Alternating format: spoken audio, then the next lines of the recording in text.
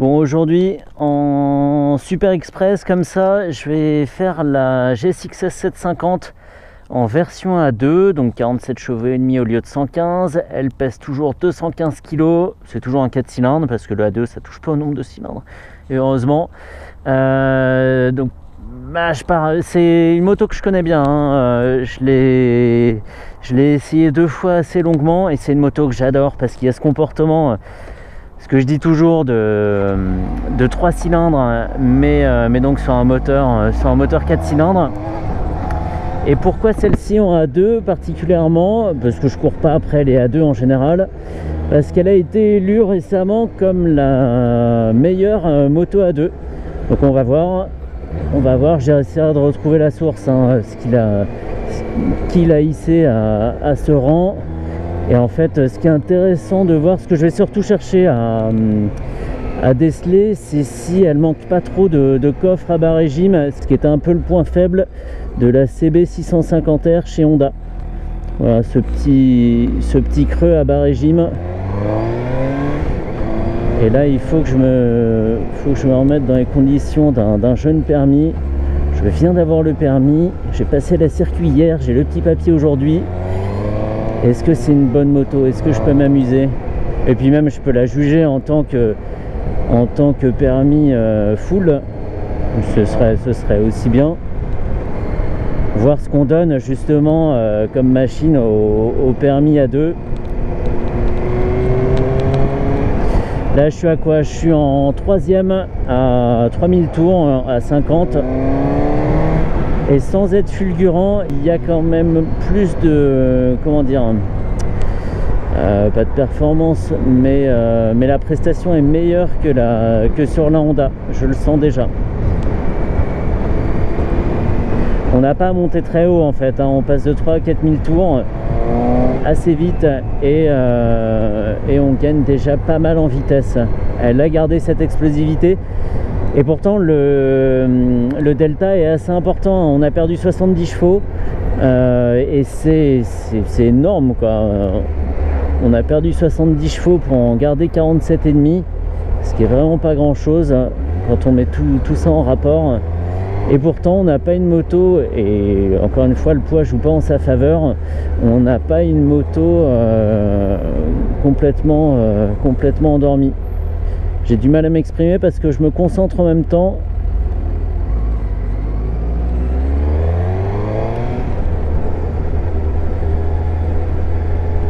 On va essayer un peu tous les rapports, tous les régimes. Donc là je suis en seconde, en 3. Ouais. Ça arrive tranquillement comme sur un 4 cylindres. C'est linéaire mais assez sportif quand même. Il n'y a pas de grosse explosion de puissance, ça se calme même assez vite, mais ce qu'on arrive à en tirer est super sympa.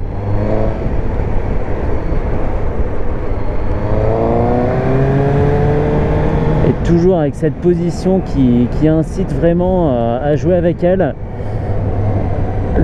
Ça tient beaucoup au guidon en fait, autant sur celle-ci que sur la 1000.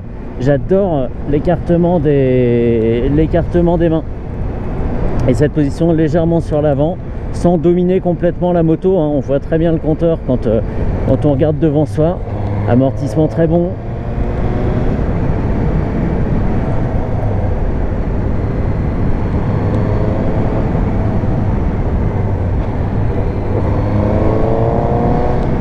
Ouais, elle réattaque tranquille, même en 5 à 70 on était à 3200 tours et elle est vraiment il y a ce qu'il faut quoi, il y a ce qu'il faut. Les performances, cela dit, on se retrouve pas à des vitesses excessives, surtout là j'essaie de me calmer un petit peu.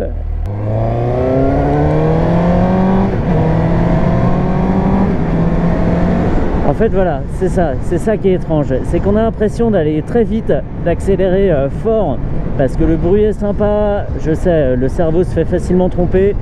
Le bruit est sympa, ce qu'on ressent, ça pousse quand même un peu. On a ce petit recul. La roue arrière, je sais pas, j'ai peut-être déclenché l'ABS sur ce coup. Juste avec le frein arrière, c'était peut-être too much. Donc on a voilà, toutes les sensations d'une très bonne accélération. Mais par contre on regarde le compteur et on est à des vitesses, alors ici évidemment, hein, j'ai déjà perdu mon permis comme c'est limité à 50, mais voilà, on est à 70, 90, 100, voilà, on se fait plaisir sans mettre trop en danger son permis, et ça c'est pas mal. C'est un drôle de tour de passe-passe en fait. Et là elle réattaque tranquillement, là on est en 4 à 65, elle réattaque tranquillement sans, voilà, sans attendre, poignée ouverte, que la puissance veuille bien arriver. On va faire la petite insertion en face, le chevauchement de ligne continue. Ah non, non, tu fais... Ok, donc à 7000 tours, il n'y a plus rien. C'est l'inverse d'un 4 cylindres full. Oh, le bruit, le bruit.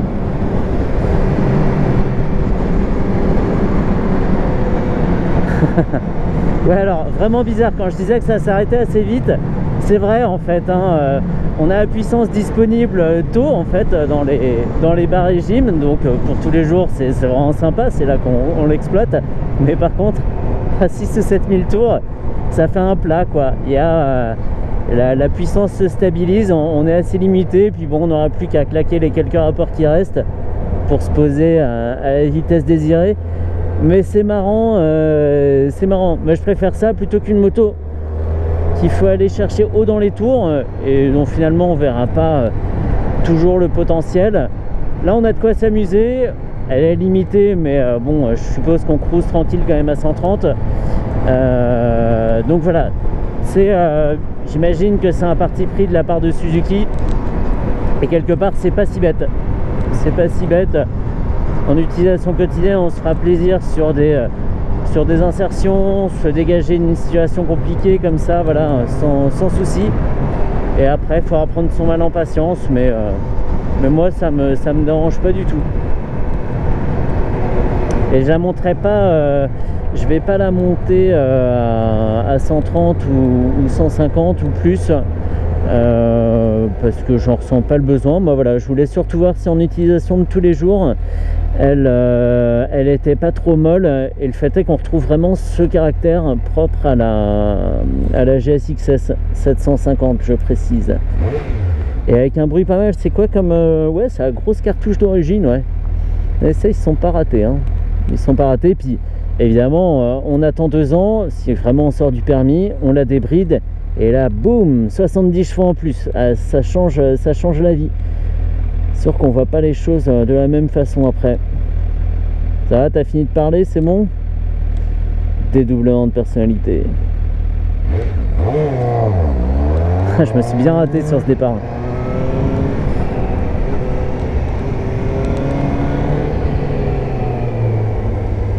Avec toujours ce comportement ultra précis.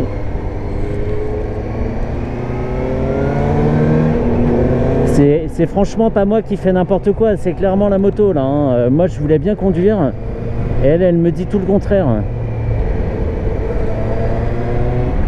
Ça n'en est pas au stade de la MT-09, mais on s'amuse quand même. Et on va encore me dire dans les commentaires que je suis en danger. Bref.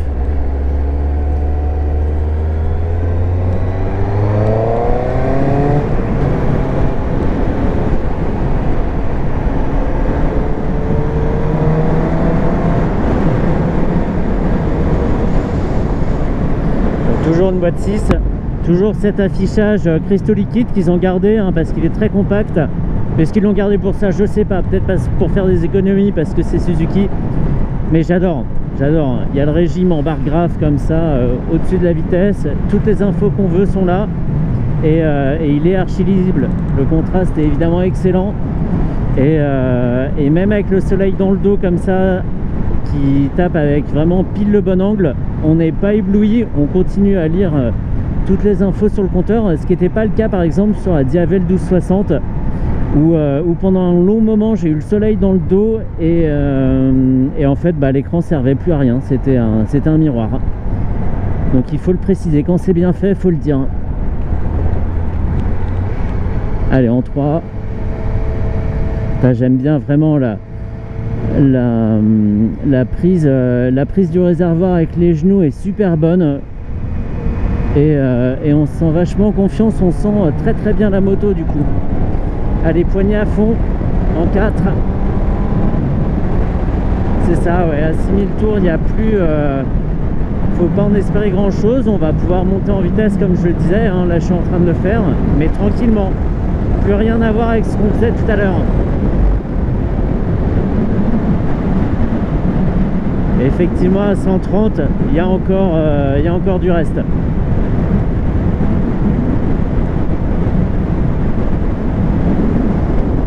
On pourra encore dépasser à 130, il faudra juste considérer que ça prend plus de temps. Ça va, j'ai pas mis trop de temps, je vais pouvoir rentrer avant la pause déj.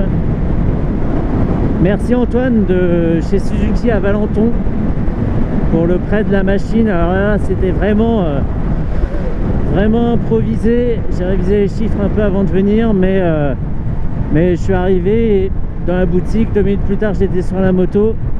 Et c'est vraiment cet esprit que j'aime bien en fait dans certaines concessions où on comprend voilà, le plaisir quand on a une demi-heure, 1 heure devant soi de pouvoir aller rouler avec une moto autre que la sienne. Et voilà, on remplit les papiers, chèque de caution, voilà les clés et hop, va te faire plaisir. Et ça devrait toujours être comme ça. Parce qu'essayer une moto, il y a vraiment cette dimension de plaisir qui n'est pas là quand on essaie une voiture avec le commercial assis à côté qui nous débite la fiche. Voilà, il y a ce petit truc en plus et on devrait pouvoir être un petit peu plus coulant sur les conditions d'emprunt d'une moto, quoi, sans réserver 24 heures à l'avance, sans des conditions un peu lourdes comme ça. C'est de moins en moins vrai, hein, mais il y a encore le cas. La prochaine Suzuki que j'essaierai, c'en est une que j'ai déjà essayé. C'est la SV650 qui m'avait laissé vraiment un super souvenir. Une moto très facile à prendre en main avec une finition qui est un peu qui fait un peu dater maintenant, mais j'ai bien envie de la réessayer. Ça sera, je le sais, un plaisir. En full ou en A2 d'ailleurs, hein, pourquoi pas en A2. T'es bien avec ton essuie-glace comme ça, toi. Ah bah non, fallait mettre son clignot si tu voulais sortir là, hein. Fallait arrêter de clignoter à gauche.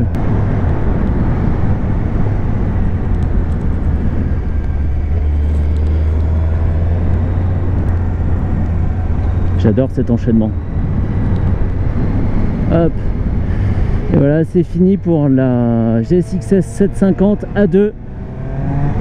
Peut-être pas, alors je suis très mal placé évidemment pour dire si c'est la meilleure du monde, mais une très bonne moto bridée en tout cas. Et je ferai pas la blague, hein, c'est une bonne moto bridée parce que c'est une japonaise. C'est gênant. Bref, voilà. Voilà, tout est inversé en fait. Au lieu d'avoir le creux en bas, on l'a en haut. Et je trouve encore une fois que c'est moins gênant de l'avoir en haut qu'en bas, parce que après tout, c'est en utilisation quotidienne, c'est ce qu'on exploite le plus, les bas régimes. Donc voilà, c'est tout. Donc maintenant tu arrêtes la vidéo, stop.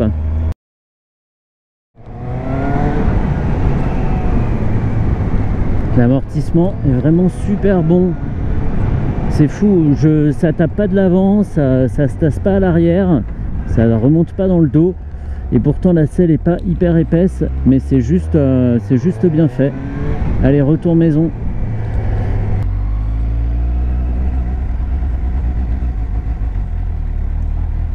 Je me vois dans la vitrine, trop bien.